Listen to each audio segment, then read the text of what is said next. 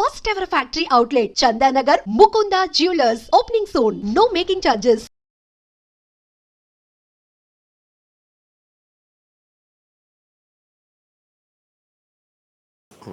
Okay, example చెప్తా.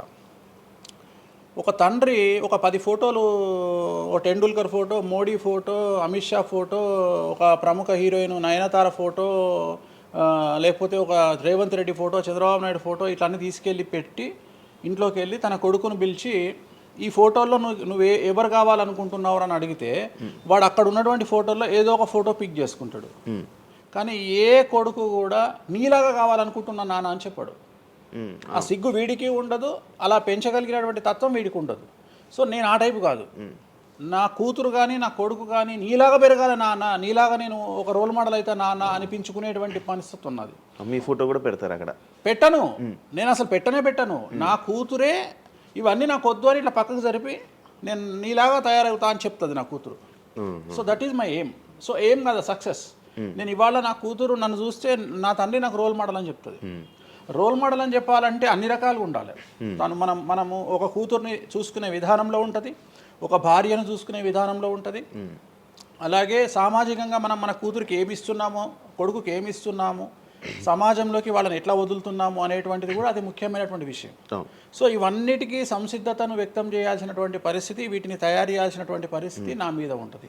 So నన్ను first ఎవరు కూడా క్వశ్చన్ చేయడానికి వీలు లేదు. అంటే నా దగ్గరకు వచ్చేవాడు, వేణుస్వామి నీ జాతకం బాగుంటే నువ్వు జాతకాలు ఎందుకు చెప్పుకుంటావు? సో ఇప్పుడు నేను ఒక హీరోయిన్ని తయారు చేయాలి అంటే ఎలా తయారు చేయాలో నాకు తెలుసు. అంటే ఆమె జాతకంలో యోగం ఉంటే ఆమెను సూపర్ స్టార్ ఎలా చేయాలో నాకు తెలుసు, ఒక హీరోని సూపర్ స్టార్ని ఎలా చేయాలో నాకు తెలుసు. సో ఎలా చేస్తారు మీరు? పూజలతోనే అయిపోతారు. అంటే వాళ్ళకి టాలెంట్ అవసరం లేదు? వాళ్ళకి టాలెంట్ జాతకం ఉంటేనే అంటున్నా కదా, యోగం ఉంటేనే అవుతారు కదా. జాతకంలో ఉంటుందని ఉంటుంది, ఒకవేళ ఉన్నదని మనకు కనిపించింది. అవును, వాళ్ళకి ఒకవేళ టాలెంట్ లేకపోతే అసలు టాలెంట్ అనేది ఇండస్ట్రీలో ఎవరికీ ఉండదు. Practice makes perfect. ఓకే, దానంత పనికి మాలిన మాట ఇంకోటి లేదు. శివ రాగానే ఫస్ట్ ఇంటర్వ్యూలోనే ఇరగదీయడు. శివ 1వ ఇంటర్వ్యూకు, శివ 100వ ఇంటర్వ్యూకు నక్కకు నాగలో అనుకున్నంత తేడా ఉంటుంది. మరి శివ ఫస్ట్ ఇంటర్వ్యూలోనే టాలెంట్ ఇరగదీసిండా? Practice makes perfect.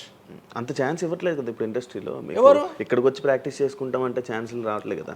ఆటోమేటిక్గా టాలెంట్ అనేది మనము ప్లే చేస్తున్న రోల్స్ను బట్టి వస్తుంది. డైరెక్ట్గా అల్లు అర్జున్ గంగోత్రి సినిమాలో చూసిన అల్లు అర్జున్కు, పుష్ప 3లో చూసిన అల్లు అర్జున్కు కోడిపిల్ల లెక్క కళ్ళు తిరిగి కింద పడతాం అందరం. ఆయన హావభావాలు కానీ, ఆయన ముఖవర్చస్సు కానీ, గంగోత్రి సినిమాలో ఉన్నటువంటి అల్లు అర్జున్కు, పుష్ప 3కి. మరి గంగోత్రిలోనే పుష్ప 3 లాగా ఎందుకు లేడు అల్లు అర్జున్ అంటే? మరి అప్పుడు టాలెంట్ లేదా? సో ఇక్కడ ప్రాక్టీస్ మేక్స్ పర్ఫెక్ట్. అంటే కొన్ని పనికి మాలినటువంటి మాటలు మాట్లాడేటువంటి ఎప్పుడో 50 ఏళ్ళ కింద సామెతలను తీసుకొచ్చి రుద్దే ప్రయత్నం చేస్తారు. సో ఇక్కడ టాలెంట్ అనేది పక్కన పెడదాం, అవకాశం ముఖ్యం. నువ్వు టాలెంట్ ప్రూవ్ చేసుకోవాలంటే అవకాశం ముఖ్యం. శివ అనేవాడు యాంకరింగ్లో తోపు తురుము అని ప్రూవ్ చేసుకోవాలంటే అవకాశం ముఖ్యం. అవకాశం లేకపోతే శివలో టాలెంట్ ఉండదు, ఆ టాలెంట్ డెవలప్మెంట్ ఉండదు. సో ఇక్కడ ఏంది అంటే అవకాశాలు రావడం కోసం మనం ప్రయత్నం చేస్తాం. ఒక సీఎం సీట్ ఎక్కడం కోసం సీఎం ఏం చేస్తాడు అని తెలవాలి అంటే సీట్ ఎక్కాలి. సీట్ ఎక్కిన తర్వాత సీఎంగా ఈయన పనికొస్తాడా రాడని డిసైడ్ అవుతుంది. అట్లనే ఒక అమ్మాయి హీరోయిన్ అయిన తర్వాత ఈ అమ్మాయికి అంత సీన్ ఉందా లేదా అనే విషయం తెలుస్తుంది. సో మనం కనుక నయనతారని తీసుకున్నా, సమంతని తీసుకున్నా, ఏ హీరోయిన్ తీసుకున్నా, ఏ హీరోని తీసుకున్నా, వాళ్ళ ఫస్ట్ సినిమాకు, వాళ్ళ 3వ సినిమాకు, వాళ్ళ 30వ సినిమాకు ఎక్స్ట్రీమ్ చేంజెస్ ఉంటాయి. సో ఇవన్నీ ఎట్లా వస్తున్నాయి అంటే ఫస్ట్ సినిమాకి టాలెంట్ లేదు, వాళ్ళు సానబట్టబడతారు. వాళ్ళకు వచ్చేటువంటి క్యారెక్టర్ల ద్వారా వాళ్ళు ఆ లెవెల్కి వస్తారు. అట్లనే ఒక గ్రామస్థాయి సర్పంచ్ నుండి స్టార్ట్ అయినటువంటి వ్యక్తి వాళ్ళ రాష్ట్రానికి, తెలంగాణకు ముఖ్యమంత్రి అయిన రేవంత్ రెడ్డి అంటే ఆయన ప్లానింగు, ఆయన ఎట్లా చేయాలి, ఎట్లా సీఎం కావాలి అనే ఆలోచనల ద్వారా ఇక్కడికి వచ్చిండు.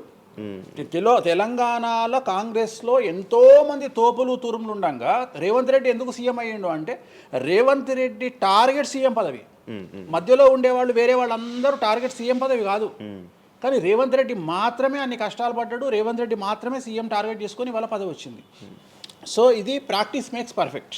సో మనం ఎంత ప్రాక్టీస్ చేస్తే అంత పర్ఫెక్ట్ అవుతాం. అంతేగాని టాలెంట్ చూపించుకోవాలి అంటే అవకాశం రావాలి. అవకాశం వచ్చిన దాన్ని వాడుకోవాలి. అన్నిటికంటే ధైర్యం కావాలి. There is no development in comfortable zone. కలియుగంలో కంఫర్టబుల్ జోన్లో ఎప్పుడూ డెవలప్మెంట్ ఉండదు.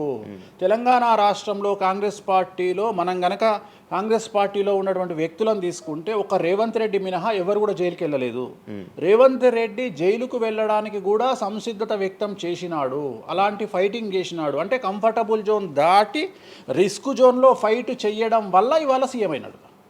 మిగతా వాళ్ళందరూ ఎక్కడనో దగ్గర భయపడ్డమో బాధపడ్డమో వెనకడికి వేయడం వల్లనో వాళ్ళు అక్కడనే ఉండిపోయారు. ఈయన మాత్రమే జైలుకు వెళ్ళి మరీ ఫైట్ చేసి వాళ్ళ సీఎం అయ్యాడు. అంటే ఎవరైతే కష్టపడతారో వాళ్ళకు ఫలితం దక్కుతుంది. ఎవరైతే కంఫర్టబుల్ జోన్లో ఉంటారో వాళ్ళు కంఫర్ట్ లెవెల్ అట్లనే ఉంటుంది. సో సమాజంలో మనం బయటికి వచ్చి ఫైట్ చేసి అన్నిటినీ ఎదుర్కొని 10 మందితో దొబ్బులు తిని సోషల్ మీడియాలో దొబ్బించుకొని కింద కామెంట్లు పెట్టించుకొని బండనాయదవా దొంగనాయదవా అని కామెంట్లు పెట్టించుకొని సో ఇవన్నీ ఓవర్కమ్ అయ్యి సమాజాన్ని అర్థం చేసుకొని ఓహో వీళ్ళంతా పనికి మాలిన విధవలు కామెంట్ల రూపంలోనే ఉంటారు అని మనం ఫైట్ చేస్తూ ముందుకు వెళ్తేనే మనకు లైఫ్ దొరుకుతుంది. ఇప్పుడు రేవంత్ రెడ్డి గారి గురించి మాట్లాడారు కాబట్టి ప్రజెంట్ జనాల్లోని నెగిటివిటీ నేను ప్రిడిక్షన్స్ని కానీ వేరే వాటి చెప్పట్లా. నేను ఒక మంచి విషయాన్ని తీసుకొని మాత్రమే చెప్తా ఉన్నాను. నేను మంచి విషయాన్ని మాత్రమే తీసుకొని చెప్పాను. వేణుస్వామి గారు ఎప్పుడు అంటే లైక్ ఇందాక మాట్లాడుతున్నట్టు హీరోయిన్లు మనం టాలెంట్ ఉన్న వాళ్ళు చేస్తాం. ఎక్కువ వేణుస్వామి దగ్గర చేసుకున్న యాక్టర్స్ అమ్మాయిలే ఎందుకు వచ్చి చేయించుకుంటుంటారు పూజలు వేణుస్వామి గారి దగ్గర? ఒక రాజు కావాలంటే రాజ్యం కావాలి, ఒక రాణి కావాలంటే రాజు ఉంటే సరిపోతుంది. అర్థం కాలేదా? ఒక వ్యక్తి రాజు కావాలంటే రాజ్యాన్ని సంపాదించాలి. రాజ్యాన్ని సంపాదించాలంటే సగం జీవితం సంక నాకిపోతుంది ఒక వ్యక్తికి. అంటే శివ అనే వ్యక్తి ఒక 100 కోట్ల రూపాయలు సంపాదించాలంటే సగం జీవితం సంక నాకిపోతుంది. అవును, రైట్. కానీ శివను పెళ్లి చేసుకోవడానికి ఒక అమ్మాయికి మ్యాక్సిమం 10 మినిట్స్ చాలు.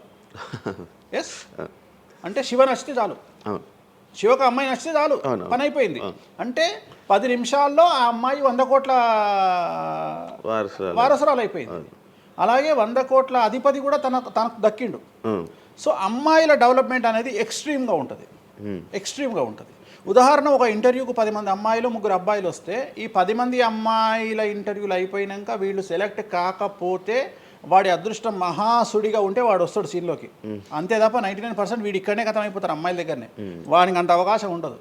సో కలియుగం అనేది 2002 తర్వాత షిఫ్ట్ అయింది. ఒకప్పుడు ఆడవాళ్ళకి అవకాశాలు తక్కువ, మగవాళ్ళకి ఎక్కువ. ఇప్పుడు టోటల్ రివర్స్ అయింది. ఏంటంటే 95% అవకాశాలు అమ్మాయిలకే ఉంటాయి, ఒక 5% మాత్రమే అబ్బాయిలకు ఉంటాయి. అందుకే అబ్బాయిలు అందరూ ఇప్పుడు అమ్మాయిల్లో మారిపోతున్నారు అంటారా? బెస్ట్ కదా. ఇప్పుడు మొత్తం జెండర్ అంతా మారిపోయింది. కారణం ఏంటంటే అమ్మాయిలకు ఉండేటువంటి వెసులుబాటు అబ్బాయిలకు ఉండదు. నేను అదే చెప్తున్నా. ఇప్పుడు మగవాడు కష్టపడి పైకి రావడానికి చాలా టైం తీసుకుంటుంది, ఆడవాళ్ళు పైకి రావడానికి చాలా ఈజీగా పైకి వస్తారు. నేను అనేది ఏంటంటే వాళ్ళ కష్టముతో పాటు వాళ్ళ గ్లామర్ వాళ్ళకు తోడవుతుంది.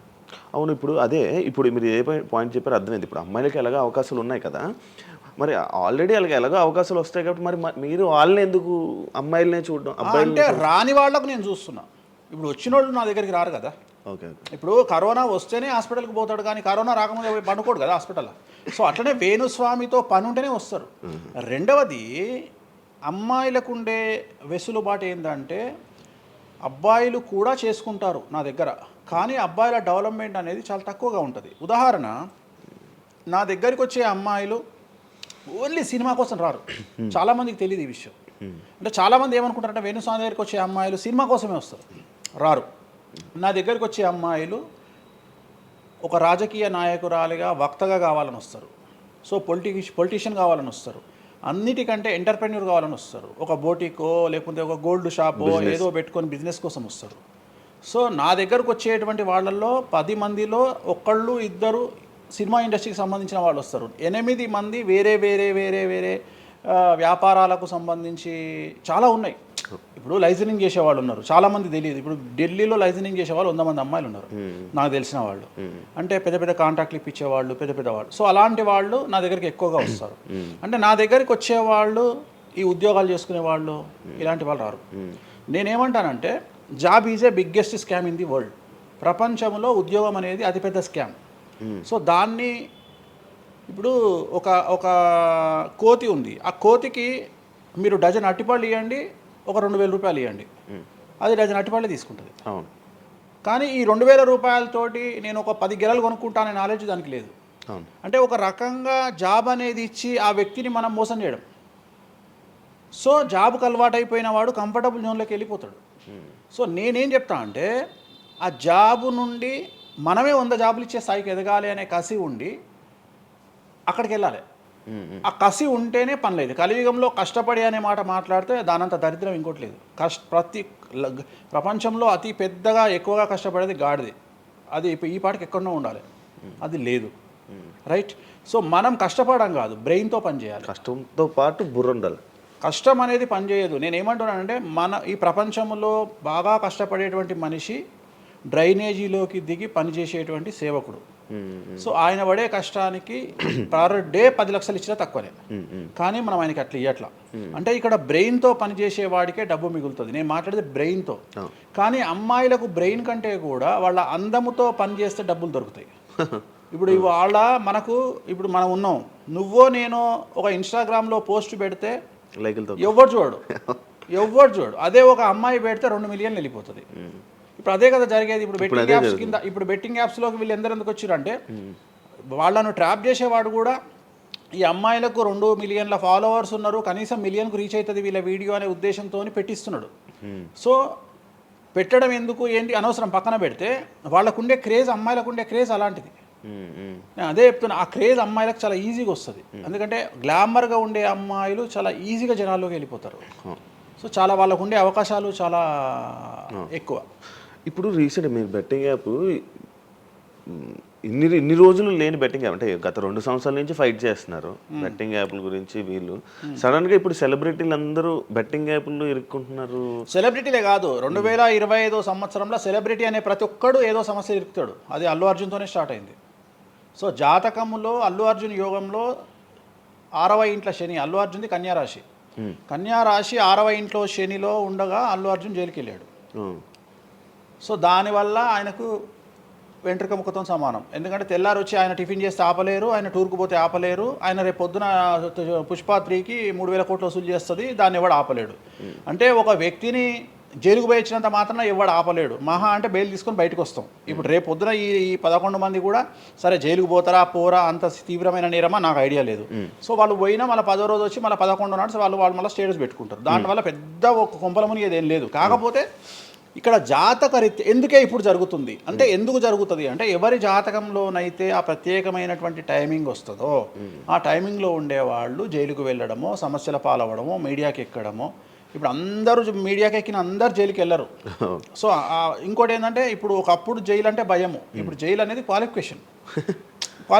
అంటే జనరల్గా ఇప్పుడు పొలిటీషియన్ అయితే జైలుకు పోగానే సీఎం అవుతాడు అనే నమ్మకం వచ్చింది అందరికీ.